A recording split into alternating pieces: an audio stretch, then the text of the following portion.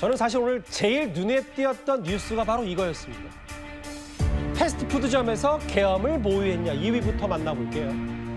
이 계엄 사태와 관련해서 최근에 갑자기 급부상한, 그러니까 논란의 중심에 선 인물이 있습니다. 바로 전직 정보사령관입니다. 아시는 것처럼 통상 계엄은요, 옛 보안사, 그러니까 지금의 방첩사가 주로 주도를 하는데 왜 대테러 임무에 관여하지 않는 정보사령부가 이번 계엄 사태 전면에 섰을까? 그런데 계엄 이틀 전에 특정 장소에서 전현직 정보사령관이 계엄을 모의한 정황이 포착됐습니다.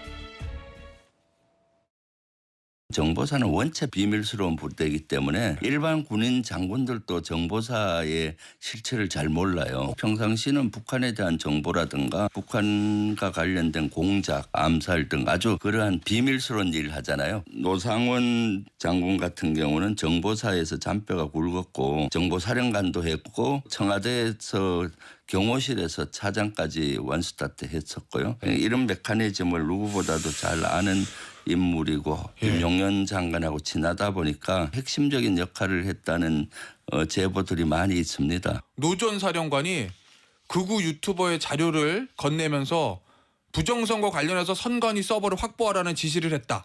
이런 제보도 받으셨다고요?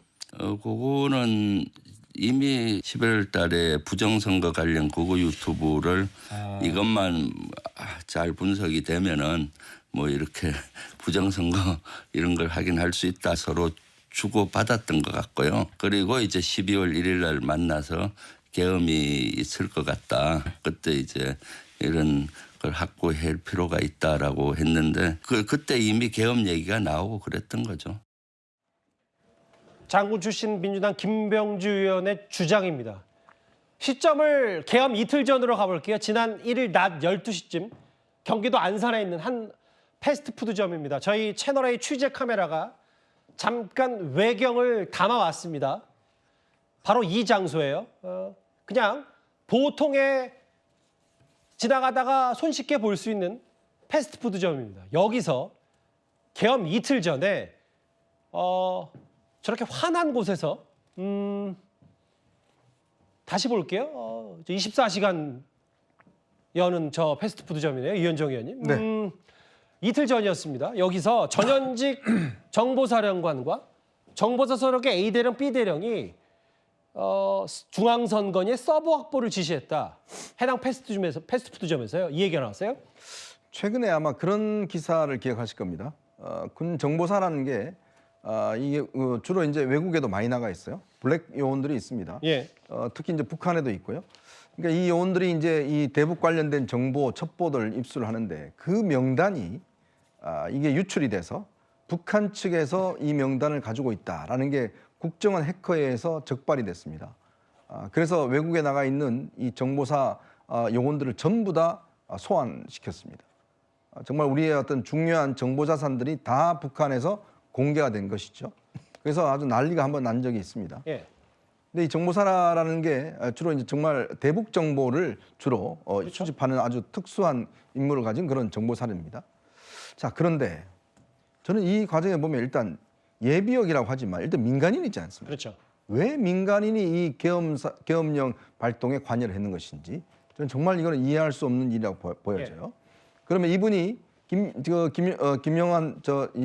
김영현 국방부 장관하고 꽤 친분이 크다고 그럽니다. 당시 계엄령 사태 때도 이 두 사람이서 통화를 했다는 그런 어떤 언론 보도도 있었습니다. 어떻게 해야 될지 항상 상의한다는 상황인데, 즉 보면 이 사람들이 공통적인 생각은 그건 부정선거에 대한 아마 공통적인 인식들이 가지고 있는 것 같아요.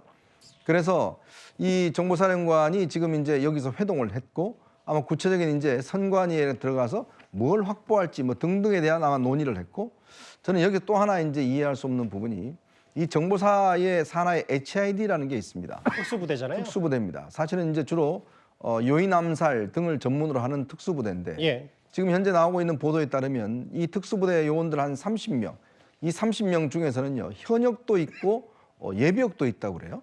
이 사람들이 과천 쪽에 대기하고 있었다라는 그런 보도가 있었습니다.